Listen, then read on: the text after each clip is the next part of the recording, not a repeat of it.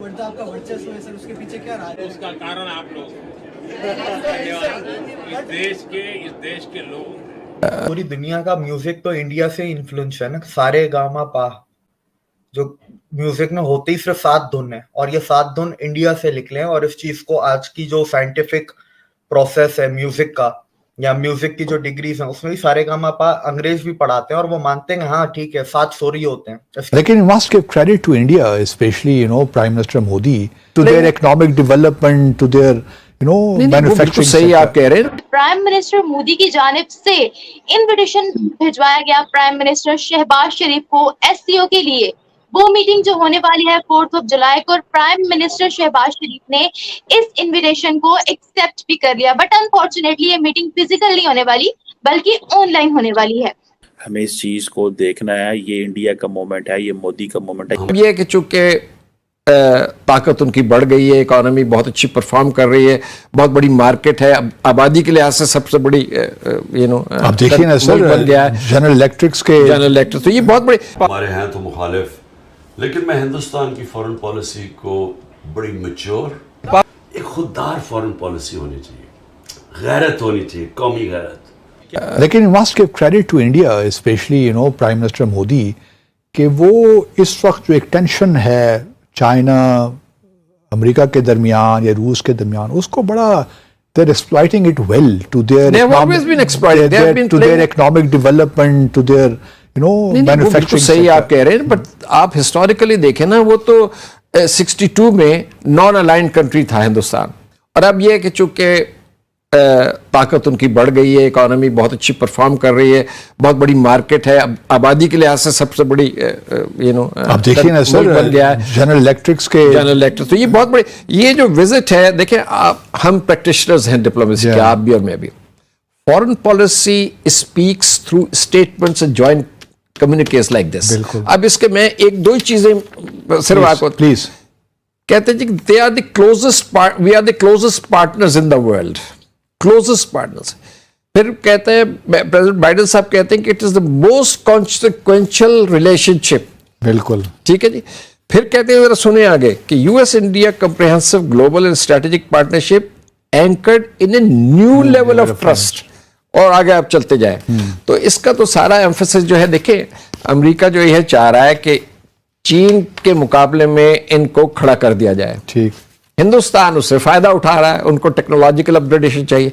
आधे से ज्यादा स्टेटमेंट आपके सामने पड़ा हुआ, इसमें आप पढ़ लीजिए टेक्नोलॉजी के ऊपर। टेक्नोलॉजी की जो इनका initiative on emerging and critical technology and critical areas of cooperation will emerge. Semiconductors sir India में मैन्युफैक्चर, जी के engines, sophisticated high quality drones और बाकी चीजें, और space mission 60,000 Indians to be trained in related technologies. आप मुझे ये बताइए कि अगर इसमें से आप 60% भी अचीव कर लेते हैं, बहुत बड़ी मेरे ख्याल है ये ब्रेक थ्रू है। अच्छा, तो ये चीन के खिलाफ तो बन गया जी महाज। आप लीडर मानते हैं नरेंद्र मोदी को? नरेंद्र मोदी अपनी कौम का बिलाशुबा वो भी है और मोहसिन भी है। जो भी लीडर अपनी कौम को अपने ओरिजिनल रूट्स पे आज खड़ा करेगा ना, मेरा उससे इख्तिलाफ तो होगा क्योंकि उसका मजहब और है, मेरा मजहब और है, लेकिन मैं इसको वैल्यू करूंगा कि किसी को अपनी रूट्स याद हैं। What is the soft power? इसको कुछ लाइनों में अपने एक्सप्लेन कीजिएगा। देखिए, किसी भी कंट्री की सॉफ्ट पावर ये होती है कि उस कंट्री का आउट ऑफ दैट कंट्री पूरी दुनिया में कितना इन्फ्लुएंस है। इन्फ्लुएंस आप बहुत सारी चीजों से बना सकते हैं। कल्चर होता है, मूवीज होता है, आपका डायस्पोरा होता है, इसके अलावा आपकी लैंग्वेजेस होती हैं और आपके फेस्टिवल्स होते हैं। तो ये आपका एजुकेशन सिस्टम, आपका इंटेलेक्ट, आपका लिटरेचर, ये किस तरह से दूसरे मुल्कों के कॉमन लोगों को इन्फ्लुएंस करता है, आपके मुल्क के लिए प्यार पैदा करता है। ये सॉफ्ट पावर कॉमन लोगों तक जाती है, वो सिर्फ और सिर्फ गवर्नमेंट्स तक नहीं रहती। बिल्कुल सही। पूरी दुनिया का म्यूजिक तो इंडिया से इन्फ्लुएंस है ना। सारे गामा पा जो म्यूजिक में होते ही सिर्फ 7 धुन है और ये 7 धुन इंडिया से निकले हैं। और इस चीज को आज की जो साइंटिफिक प्रोसेस है म्यूजिक का या म्यूजिक की जो डिग्रीज हैं उसमें भी सारे गामा पा अंग्रेज भी पढ़ाते हैं और वो मानते हैं हाँ ठीक है 7 सुर ही होते हैं। इसके अलावा आप और कोई टोन, कोई और नोट आप टच नहीं कर सकते गाते हुए, चाहे आप किसी भी भाषा में गाना गा रहे हो या कोई भी।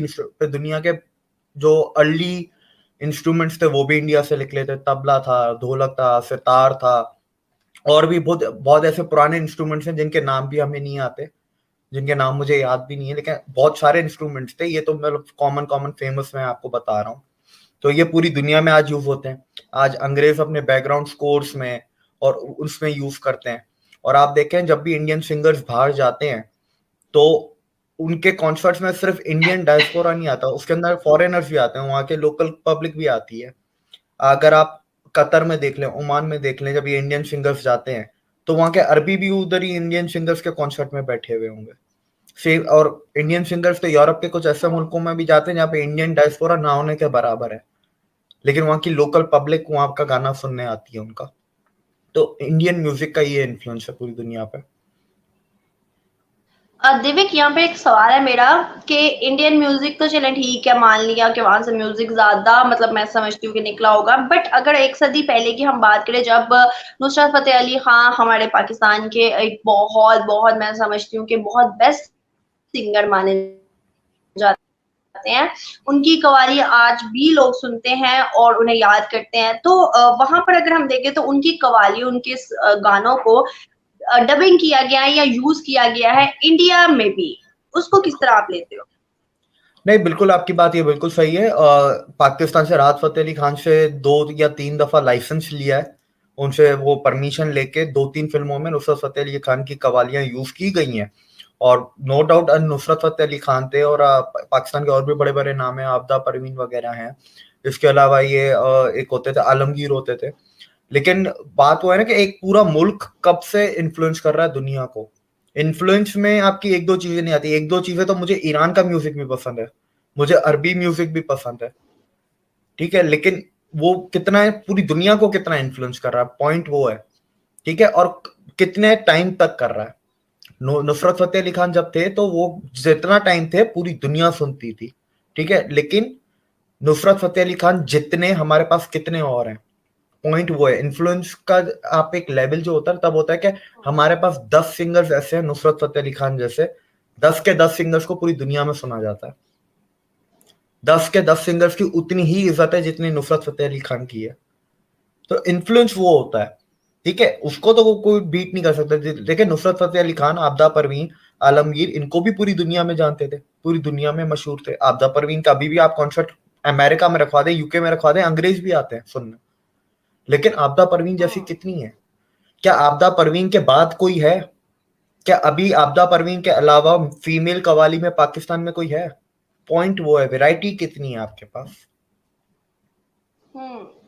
बिल्कुल सही बात है। नेक्स्ट क्वेश्चन है मेरा, influence of Indian culture.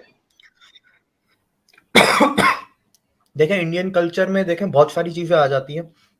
Indian religious practices भी आ जाती हैं, इंडियन फेस्टिवल्स भी आ जाते हैं। जैसे न्यूयॉर्क में कल दिवाली अनाउंस हो गई, ठीक है, स्टेट या नेशनल हॉलीडे स्कूलों में। कलर होली हर शहर में, हर बड़े शहर में बनाई जाती है वेस्ट के,